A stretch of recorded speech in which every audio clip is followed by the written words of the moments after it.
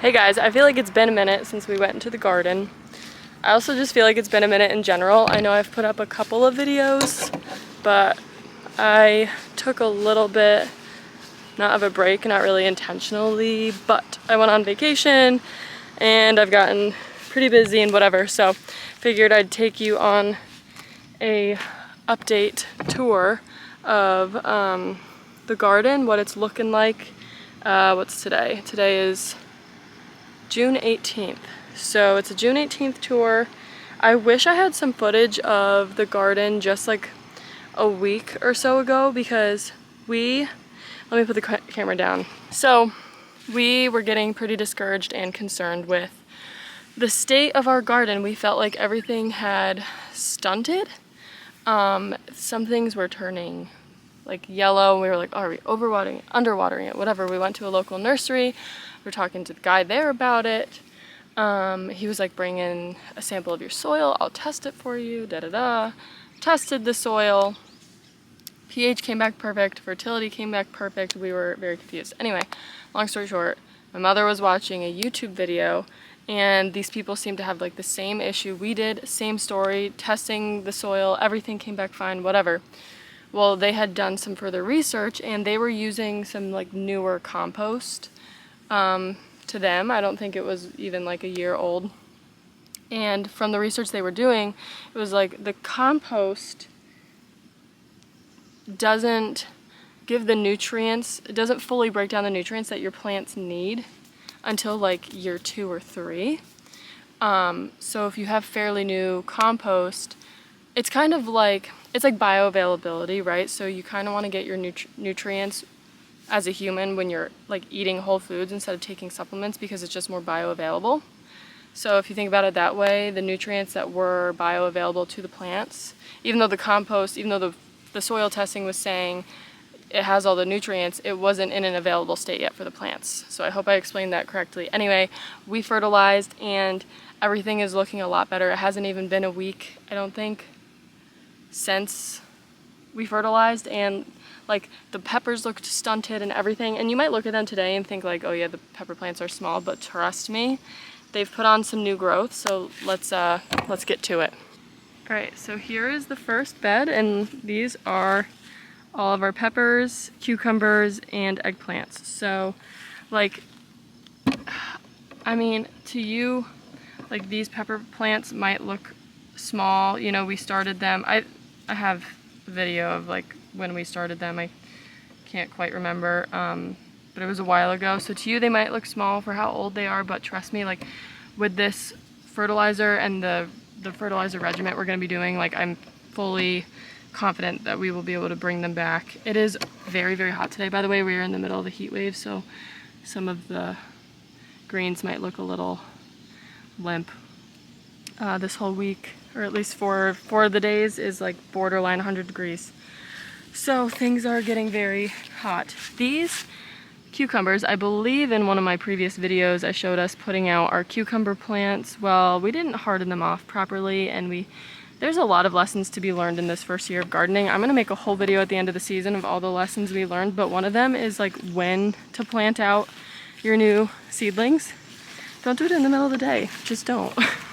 I feel like that might be common sense for a lot of people who are experienced gardeners, but for us, it just wasn't intuitive anyway. So these starts were from one of the people that we often buy from at the farmer's market, but we also started some of our own as well, so just direct seeded them. So a few of them, the ones that are smaller, are the ones that we direct seeded, and then these ones are from the farmer's market. Here is my flower bed. I just cut my first snapdragon. For some reason, these also seemed to stunt, except for like this variety, like the purple stems. These ones are okay-ish. I don't know, the ones that I grew myself, they just look very stunted. I guess better luck next year, but I'll show you a picture of the snapdragon that I harvested today, and then you can see this one's throwing a bud, and then this one you probably can't see, but it has a tiny little bud on it. I don't know the state of my garden the last time I showed you guys, but a lot of my zinnias I had to pull them. I put them in. We went on vacation. We did have my dad watering them, but we got a heat wave that week. Like, it was the middle of May and it got up to like 90 degrees. So I just think they weren't ready for that heat yet. So you can even see like some of the ones that I've left in. I don't know if it will focus, but you can see like the browning on the edges. So I don't know how those ones are gonna do. So the ones that I have left in, they're the only remaining ones from when I planted out originally before I went on vacation. But I have direct sown a bunch more. So I think I have like 15 that I've direct sown. So I'll, be getting flowers obviously later, but it is what it is. Some of these will give me flowers earlier on, and like I said, is what it is. And then we have my dahlias. Look at how they're coming up. One of these, I think this one, is crazy. It's throwing like 5 shoots. I don't know if you can see it, and I'm trying to get my tripod in here, but it's throwing a lot of shoots, which is crazy. These ones I bought because I had 7 total tubers. 2 of them rotted. So these ones I bought. They're not going to be like your tall cut variety ones, but I just wanted something to fill the space and give me some flowers, so you can see some of the buds here. Then we go over here, and this is my first succession of Pro Cut sunflowers. I've sown my second succession. It takes like 10 to 14 days for them to germinate, so I won't see them for like another week or so. Here are my cosmos in various stages of succession. I need to do one more succession in this like little empty area here. These are my celosia. I think I was showing you guys when I was planting them out, and then I don't think I updated you guys. Same mistake I made with the cucumbers. I just put them out on too hot of a day. Even though they liked the heat, they weren't used to it, but I didn't give up on them. Guys, when I say they were like white and wilted and so sad looking, but they've bounced back so beautifully, and I'm really happy that I didn't give up on them. I only had to pull one out. So I'm really happy with that. So that's the state of my flower bed right now. Here's our little snacking strawberry plant and our basil that we started from seed. I'm gonna start pinching these soon, I think. And we have all of our leftover tomatoes and some of my bare root strawberries there. And one of these tomato plants actually has the start of some tomatoes on them. Okay, yeah, this is the plant. Do you see those little tomatoes? These are aromas. So a bunch of our tomatoes have some flowers on them. Like I said, this is just our leftover tomatoes. We started a lot, and we actually did successfully, it seems, save them from damping off. So let me touch on that in a little bit while we go back over to some of our other beds. Okay, so before we get to the damping off success story, I want to show you guys the state of this bed here. This is our Butter Crunch lettuce. It's doing really well. It is apparently like a more heat resistant variety, which it's standing that test right now. I mean, it's been, like I said, upwards of 100 degrees. It looks beautiful. It has new growth. We've already harvested some of it. And then this is a bunch of lettuce that we started from seed. Interestingly, like this half of the line has gotten a lot bigger than that part. I've thinned a lot of it. We had a lot. I mean, those seeds are so small, but I'm happy with how these ones are turning out as well. And here's some arugula that we had started inside. And then all along the border here, I did marigolds, because they're supposed to be, insect repellents. So I did it all on the border and then all up the middle. And here's arugula, and I'm about to actually harvest most of this because I can see some of these bolting. Maybe I can zoom in on that one. Do you see there? It's kind of going to flower right there. So I want to harvest it before they bolt, and we'll figure out something else to plant in here. We've got some cilantro, which I know also bolts in the heat, so we'll see how far along that gets. And then these are our provider beans all of these except for that's nasturtium. And then all along the back are our peas, which that was like the main concern when we were like, oh my gosh, everything's yellowing. Why is everything yellowing? So they're looking a heck of a lot better. Some of them have flowers. Let me see if I can get a better look at the flower. You see right here. So some of them are throwing the flowers, so that's exciting. That was another lesson we learned. These are cold weather crops as well. We started them like early to mid-May. We should have started them in April. So you live and you learn. I also got this beetle bag, and I don't want to subject you guys to the disgust that is this beetle bag, but it's caught a lot of dang beetles. It's so gross. So if you have a beetle problem, those work really well. And here are our carrots. They're kind of patchy.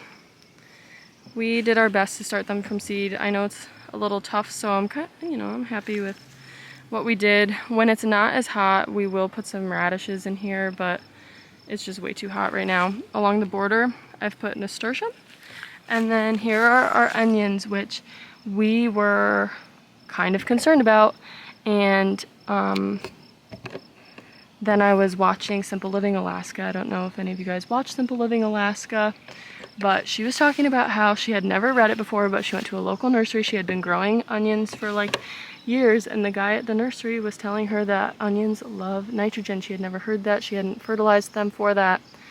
But after she started doing that, she got the best onions that she's ever had. So I told my mom, we gotta fertilize the onions, and I can see a bunch of new growth on a lot of these onions that just seemed like duds before. Like you can see, like those couple have gotten really big, and some of them are just, they're throwing some new greens. So we're looking up here. And then in this bed, this is our potato bed.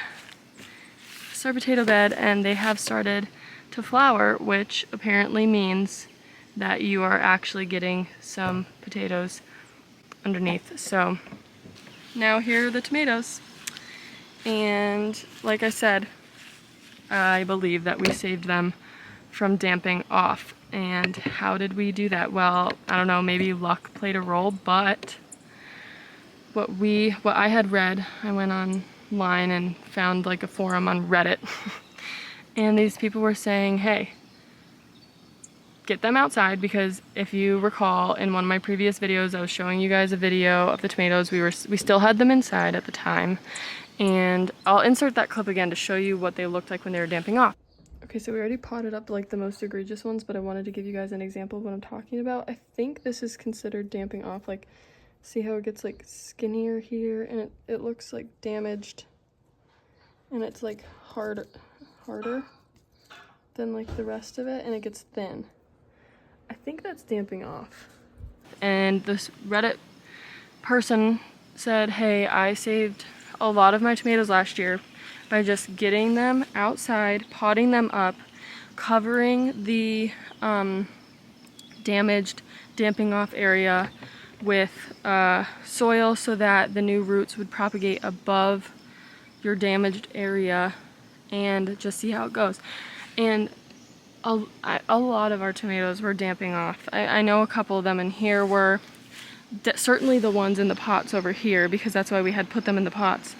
And they're all doing really, really well. So if you ever have the issue of damping off, try to separate them from your good tomatoes and pot them up to cover the damaged areas. I also, and I don't know how big of a role this played, but I also put distilled water and cinnamon oil in a spray bottle, and I sprayed a bunch of them, because the cinnamon oil is supposed to be like an antifungal, antibacterial.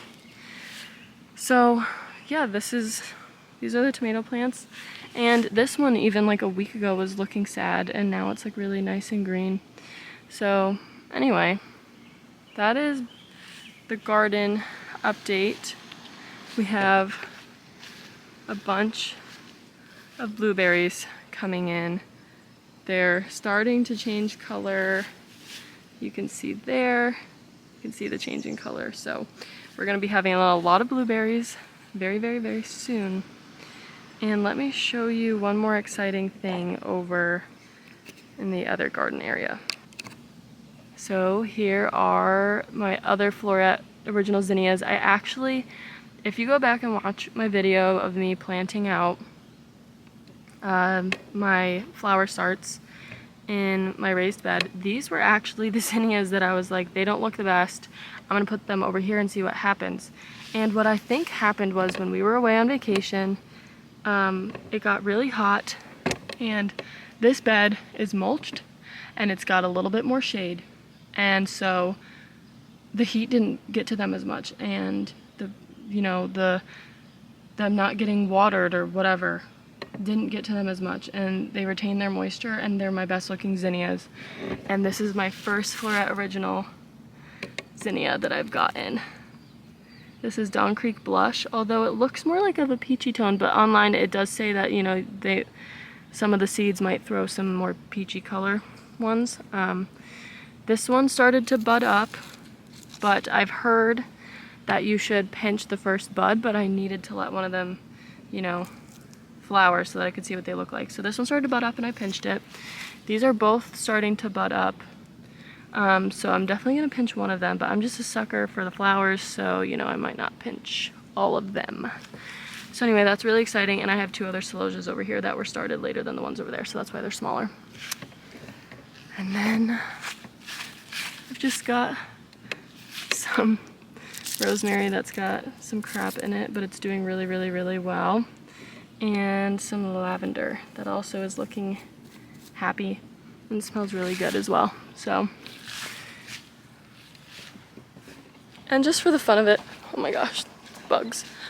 Oh, the bugs have gotten bad here during this time in June. It's usually a bad month for bugs, but here are the girls. Here are our little girls who look like full-blown chickens now. They're a couple months old at this point, and we've just started to pasture them, so we have been letting them out, and they do enjoy it. So all 12 of them are still here. They're thriving. So I just wanted to give you guys a little update on the chickens. Okay, that's it for this video, guys. I'm really happy that I was able to update you. I feel like it's been a while, but we've been working hard, trying to keep everything alive and thriving and learning a lot. And like I said, I will be making a video on what we've learned, because there's a lot of stuff, and I'm sure there will be a lot more stuff that we will learn. So thank you for tuning in, and we will see you guys on the next video.